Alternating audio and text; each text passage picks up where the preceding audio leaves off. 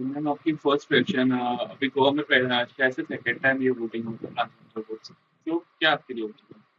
मेरे रिएक्शन अच्छा भी है, लेकिन जब 2022 में जब मैंने वोटिंग किया था ना, मुझे बहुत अच्छा लगा था क्योंकि बहुत ज्यादा रश था। बहुत इंजॉय करके डालते थे लोग, बहुत मजा आती थी। लेकिन पता नहीं अभी क्या हो गया है कि इस बार इलेक्शन में 2024 में बहुत स्लो वोटिंग हो रहा है। लोग बहुत पब्लिक बहुत कम निकल रहा है बाहर। पता नहीं क्यों ऐसा, पब्लिक के चेहरे पे एक जो खुशी देखना चाहिए वो खुशी नहीं दिख रहा है। ट्रांसजेंडर वोट्स बहुत गोवा में कम है और धीरे धीरे भी बढ़ रहे हैं, तो इसके लिए आप क्या सोचते हैं? मैं ये कहना चाहती हूँ कि जो भी हमारे ट्रांसजेंडर गोवा में कम से कम 100 से 150 ट्रांसजेंडर है हमारे गोवा में। तो अभी हमारे ट्रांसजेंडरों को वोटिंग कार्ड की राइट्स दिया गया है, तो मैं चाहती जो भी हमारे ट्रांसजेंडर बचे कुचे हैं उनकी भी वोटिंग कार्ड बनाई जाए। और ताकि ये इलेक्शन के पर्व में ये भी हमारा क्या होता है, अ, हमारा एक ये भी एक पर्व है। जैसे हम होली दिवाली दशहरा मनाते हैं, तो वोटिंग भी हमारा एक पर्व है। क्योंकि हम अपने देश के लिए, देश के भविष्य के लिए वोट करते हैं। हम देश के उन्नति के लिए करते हैं, देश को आगे बढ़ाने के लिए हमें वोट करते हैं। टोटल गोवा में अभी तक कितने वोट्स और कितने प्लान है? गोवा में ट्रांसजेंडर 100 150 ट्रांसजेंडर है। अब वोटिंग सिर्फ 9 से 10 वोटिंग है गोवा के अंदर। साउथ गोवा में कितने, नॉर्थ गोवा में आप साउथ गोवा में 2 है। और नहीं, साउथ गोवा में कम से कम 3 4 5 6 7 उधर है।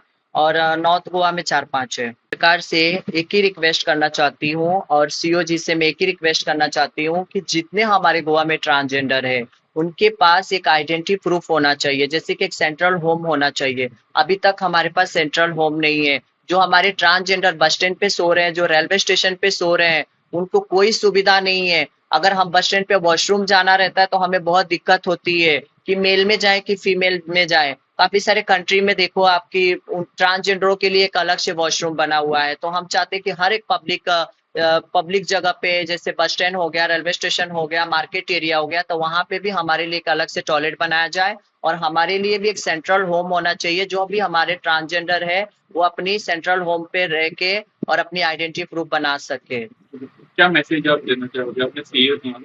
हाँ, क्या मैसेज आप पहले लोगे?